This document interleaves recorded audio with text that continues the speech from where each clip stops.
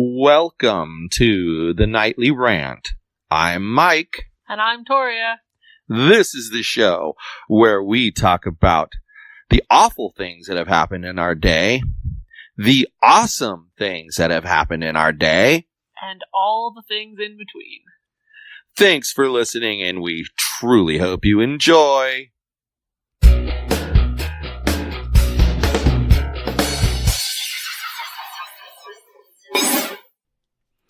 Hey everyone, so for today's episode, we have a special throwback because something happened and we were unable to record an episode, and we want you to have an episode 5 days a week.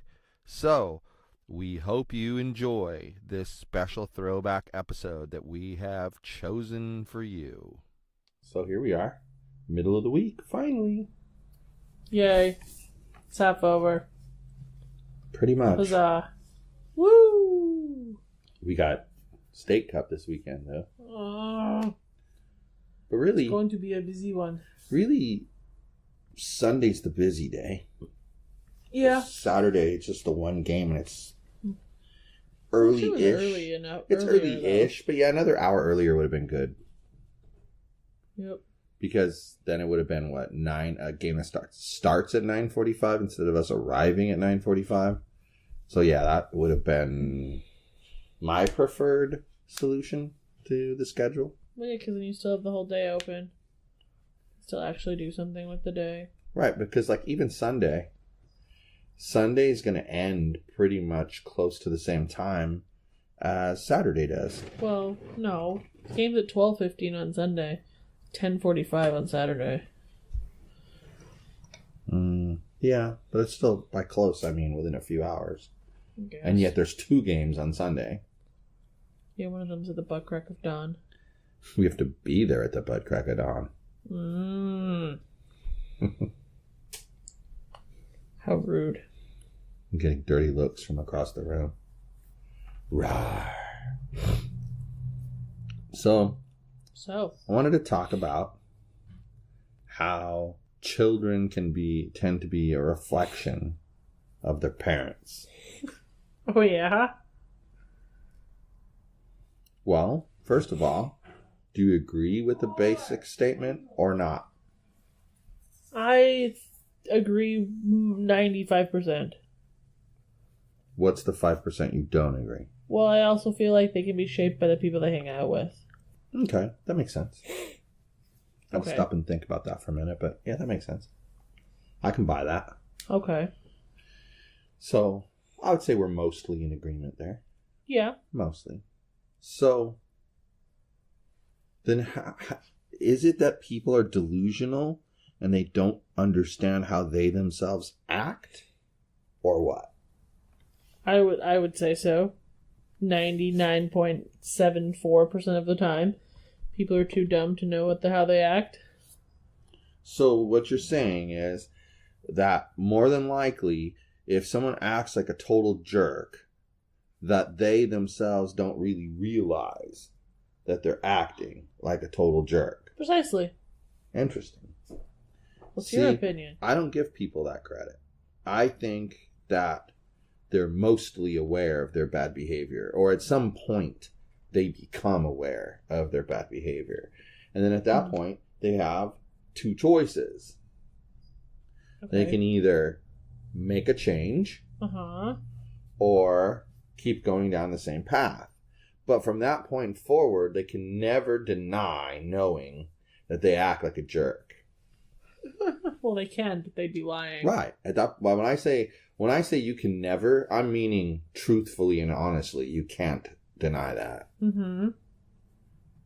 And it's just, then they wonder why their children act a certain way. And really, it should be no great surprise to them at all. It was no great surprise to anybody else. Wow. LAPD requesting backup on a man with a gun on Cadillac Avenue and Charlton Avenue. That's Ashley's neighborhood, and she says she can hear helicopters. Yikes.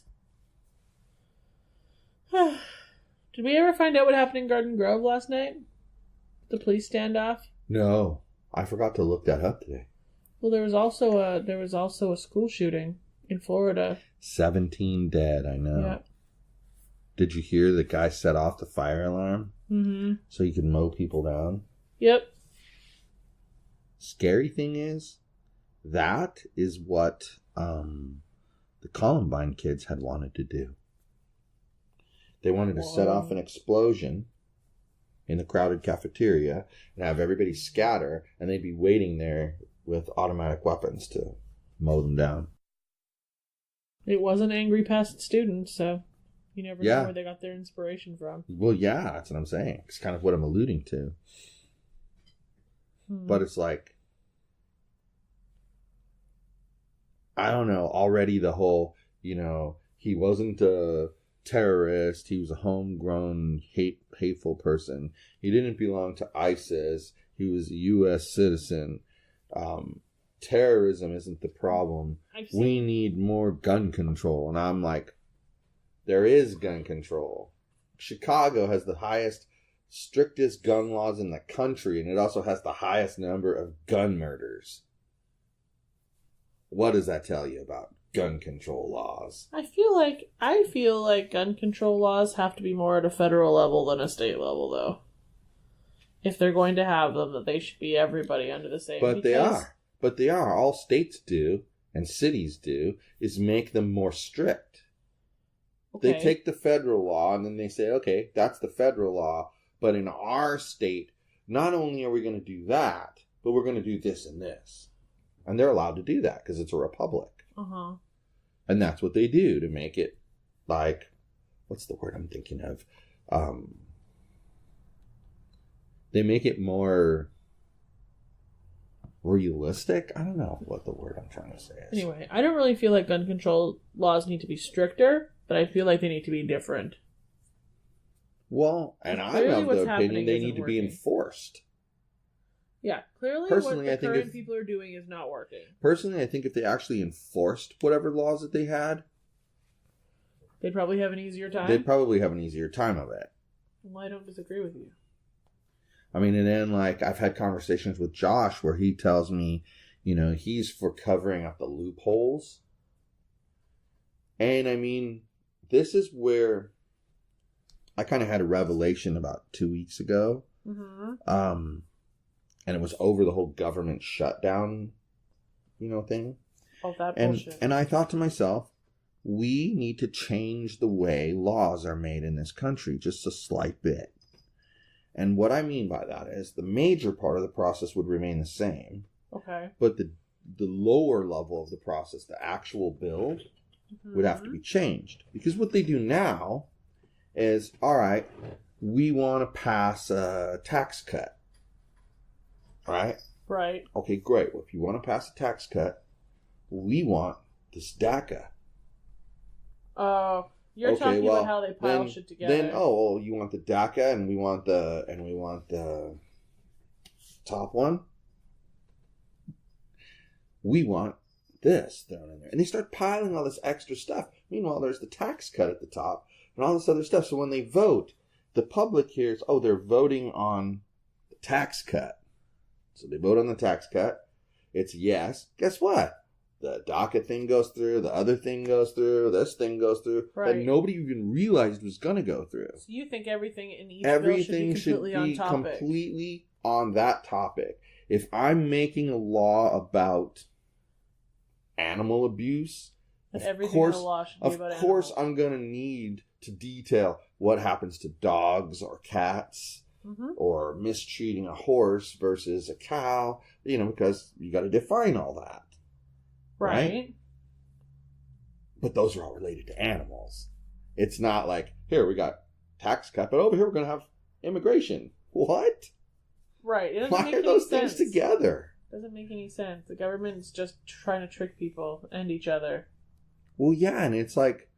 I don't like it either. And then the thing about that is it's sort of like a game where they trick the other party into passing kind of an unpopular law. Right. And get all their little pet laws ratcheted in under it. Right? Right. So then they might get 5 good laws out of it, Whereas the other guy's got the one big law, but then the rest of the people bitch and moan about it so loudly that Congress goes back and changes the law to tweak it. And now you didn't get anything out of it, and they got 5 things. Exactly. Because they tricked you. And that's the thing. It's interesting. Did you see the thing about the judge and what he had to say about the county? I only saw the headline. The dude is right on target. He said, first of all, what's interesting is the city of Anaheim has been trying to say that they have offered shelter beds to these people, and they have refused the service. What shelter beds? And that was what that Muhammad Ali was screaming about in that little video I was watching at a Board of Supervisors meeting. He was saying, you're lying. You didn't offer anybody any services because there's no beds to give these people. Right. Okay? Picture didn't happen. The judge literally said, you need to give them, like, motel vouchers. Like permanent motel vouchers? Sounds like it. You got to give them motel vouchers. That's interesting. And then he County said, should just buy the hotel. then he said, yeah, of course. Then he said, and they can. Then he says to them, and it's reprehensible, I'm just paraphrasing, that you have close to $1 billion earmarked for homelessness and you refuse to spend any of it to help them. So here's the deal. If all you got is 300 hotel vouchers and that's all you were able to come up with, well, you're going to have to set up a shelter somewhere, even if it's a tent city. You're going to have to set it up somewhere on county-owned land and house the rest of the people, or you can't kick them out. Kudos to the And judge. then the judge said, oh, and by the way, you have until the weekend to take care of this. So it's not like they can procrastinate for 3 months and then go, well, okay, we'll give that a try now. So what happens after the weekend? After the weekend, are they just not allowed to kick them out at all? Exactly. Well, that's interesting. So I don't know. I think that judge is very, very much in tune with what's going on. And I think he's probably sick of their shit. And he says, in a sense, this problem exists because of the policies of the board. And he says it's due to their lack of leadership that this problem exists. Which is what you've been saying It's for what months. I've been saying for a year. Now a judge agrees with you. I mean, the federal judge ruling on this. I mean, because, you know what? I'm not going to argue that the homeless deserve to be in the riverbed. I'm not going to argue that. But what I am going to argue is lack of leadership at the county level, wherein, hey, Anaheim's going to make a law that says nobody can camp in public. No sleeping in public. So then Garden Grove goes, oh, crap. That's going to chase them over into our city. We're going to make a law that says no camping. Right. Well, why do you think they end up down in the riverbed? Because there's nowhere else for them to go. Yeah, that's county property. There is no law from the county that says they can't sleep there. So if the county would have handled it when the first homeless person moved into the riverbed, this would have never happened. all the homeless people would have moved to Los Angeles County. Well, perhaps, but there'd be less of them even if they didn't. Right. And they just don't make decisions. By the way, I was joking. They're very bad at making decisions. And I think spending taxpayers' money on things that are clearly politically driven is just flat out criminal. Oh, you mean like sending out mailers for a campaign event on the taxpayer dime? Yeah, sending out 16,000 mailers when there's only 50 seats. Yeah. I think Supervisor Steele should be required to answer to the public for that. Pay back the money, all that good stuff. Well, yeah, she's got $500,000 in campaign donations. Why does she need the county to pay for that mailer? She should pay for that mailer. Right. And in fact, I'm going to say right now, I demand that she does pay for the mailer out of her campaign funds. Mm-hmm. That's my stance on it. I mean, she's going to make some bullshit excuse about it not being a campaign event, but what the hell else would it be at this time of year? 2 people trying to run for re-election, and it's not a campaign event. Right. And if I was Todd Spitzer, I'd be angry as hell with her. Well, you never know. Maybe he is. Maybe he's plotting his public enragement. Because the bottom line is they've been board members together for 4 years. Right. So for her to back the existing district attorney when he's running against that guy, she clearly doesn't like him. That's, it's a slap in the face. This cat is obscene. The cat. Yeah, he can be. Sticking his butt in everybody's face. So that's what I think about that situation, is that they're kind of, I don't know, overkilling it. I don't know. Okay, I don't understand. All these people on all the community groups are like enraged about this homeless thing and at the judge for telling the county they have to stop until they give them beds, blah, blah, blah, blah, blah, blah, blah. Why is nobody angry that Michelle Steele spent $16,000 on a campaign event that they had to pay for? Exactly, because people are sheep. I feel like I'm going to go on Nextdoor later and ask that question. Why is no one angry that Michelle Steele spent $16,000 of taxpayer money on a campaign event? Honey, be accurate. She didn't spend only $16,000. She mailed out 16,000 mailers. Whoops. For only 50 seats. That means that if those mailers were even $2 a mailer, okay, that's $32,000 of taxpayer money. Has anything been published on how much they cost? Not that I've seen yet. So I should just stick with 16,000 mailers? Yes. I'm going to do it when we get off this podcast. Just be careful to word it correctly, because I don't want to be defending incorrect words.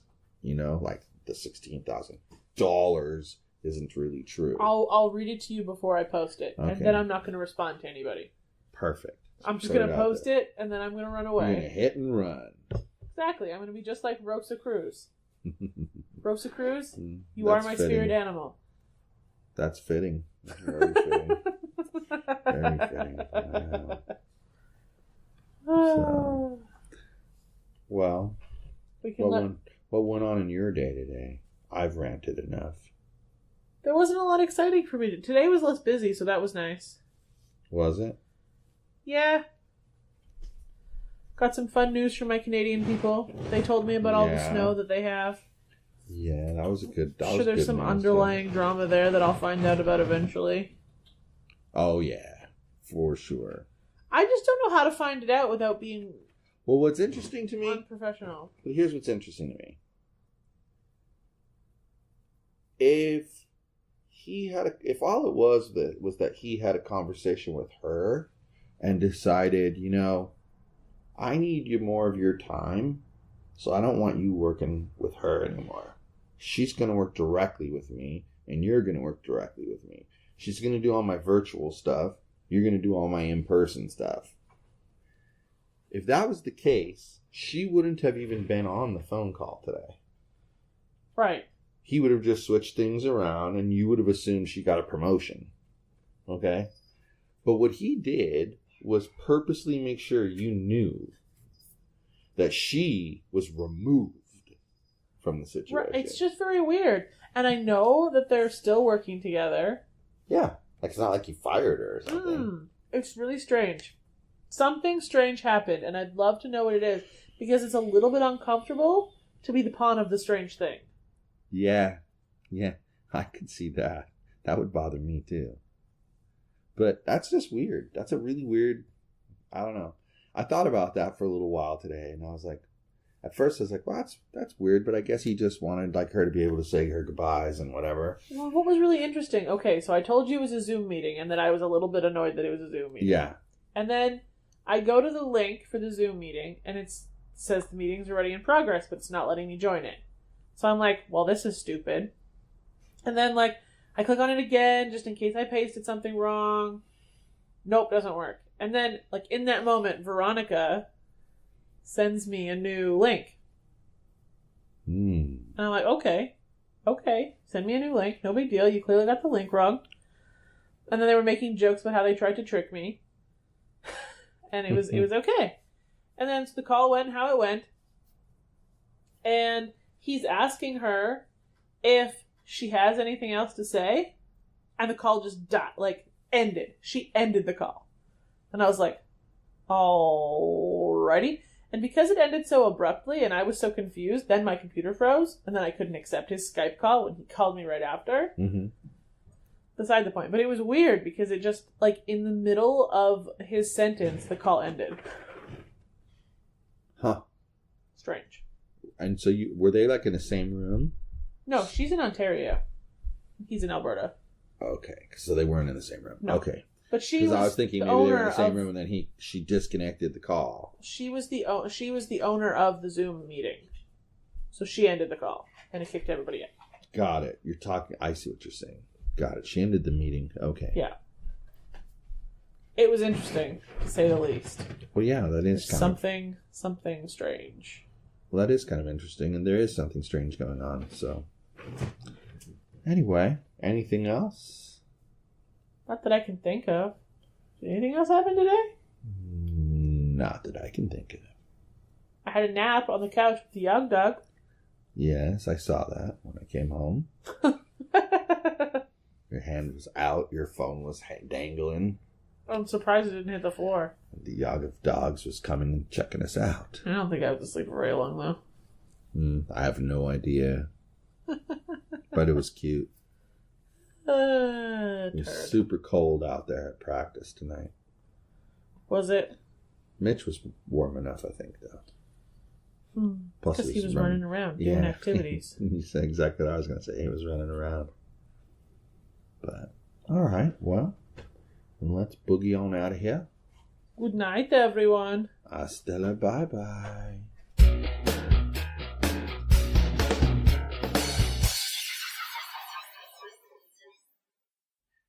Hey, this is Mike, and I just wanted to tell you that if you enjoyed the show, and I truly hope you did, you can subscribe on iTunes or Google Play and not miss a single episode. But if you happened to miss an episode and you didn't find it on Google Play or iTunes for some reason, you could go to our website, which is thenightly.rant.wordpress.com.